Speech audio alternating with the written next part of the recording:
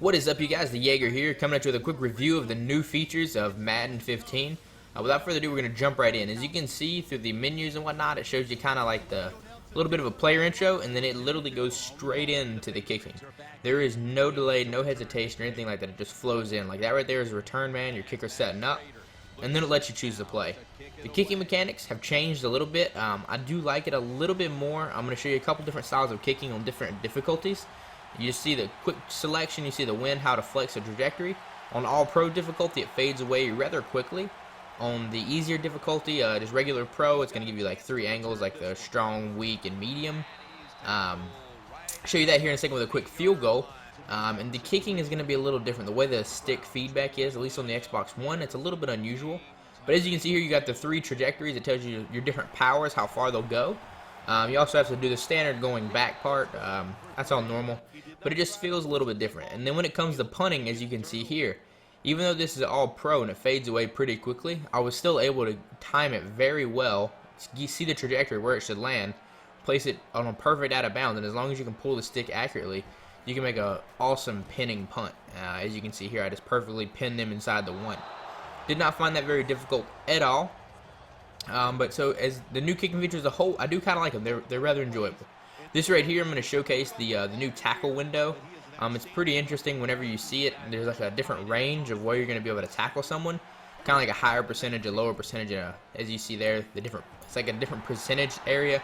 Depending on how strong the tackler is and how strong the runner is, it's going to affect it differently, obviously. But it's pretty cool, and it also gives you a little heads up on when you should tackle. It gives you a heads up of how far in range you need to be for a shoestring tackle.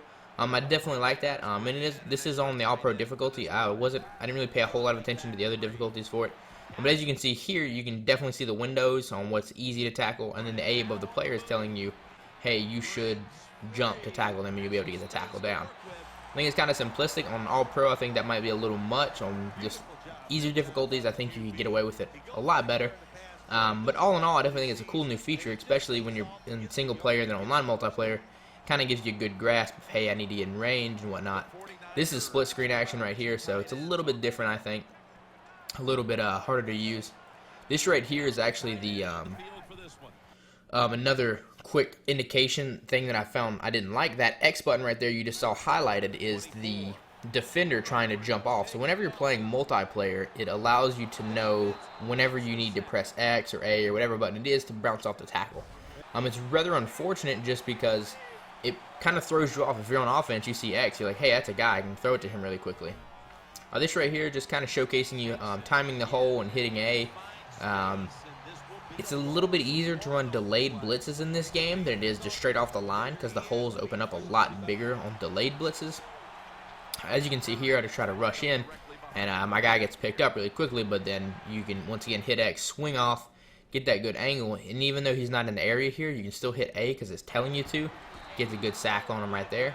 It kind of lets you know when to lead him too. But like I said, on all pro, I think it might be a little much. I didn't quite like the fact that that was so easy to do on all pro. I wish that was only for the lighter difficulties, like I said before.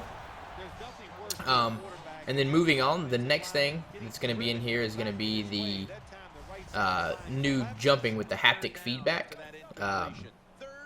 Another big thing is whenever if you see the little talk indication down there, it makes the triggers in the Xbox One vibrate. I found that rather hard to deal with. I go into detail a little bit more on that in a second. This right here is just going to be showcasing you the power meter and how it affects. There you just saw the power meter drain. Right here you'll see it slow down. When it gets hit, it'll actually bounce a big chunk out of his power meter down, and it keeps bouncing the more times he gets hit. And the weaker he is, the higher chance he has to drop the ball and get injured. Injuries are very prominent in this game. I'll go into that a little bit later in a second too. But like I said before, with the hard counts, this was me trying to throw off one of my roommates. And the hard counts are really effective because it makes the triggers vibrate. It almost always makes you jump off sides. But if you continue to try to do it, your players will end up jumping and you get a flag for it.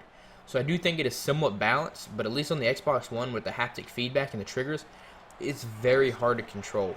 It is really hard to get used to, and it makes you always want to jump. But in the beta period right here, I've only been able to play a few matches, probably like 10 to 15, and I would say in at least 2/3 of them, a major player got hurt, and then other players got hurt. Like, this was the first play of the game, Johnny Manziel got hurt. Just every single game I played, it was like the players got injured so easily. And it wasn't just that there was an injury. Like, I see that if there's one injury or two injuries a game, that's not a big deal. But it's like a major player gets hurt, and then other players still get hurt. And there's just a lot of injuries in this game. It's really easy. Like, right here was very early on in the second quarter. Peyton Manning got downed. And then in other games, I had pretty much almost all the quarterbacks just couldn't take a hit. I know I had Mike Vick go down, Geno Smith go down in the same game, Cam Newton go down, Russell Wilson. All those guys got hurt throughout the games that I played, and it was just like, wow, it's like some of these hits weren't even that bad. Like there, Vernon Davis just a normal tackle when he gets down. And all the injuries were very serious. Johnny Manziel's was the only one that he could return to the game. All the other ones were like torn ACLs or broken patella and all this other stuff.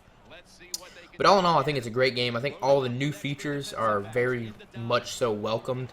I don't think any of them are detrimental to the game. I don't think any of them really change the game in a negative way.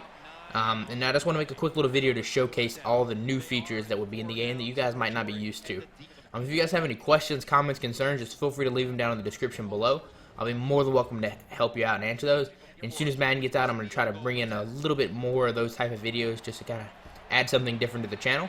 Once again, thank you guys for watching. If you guys have any questions, leave them below. Peace out, guys.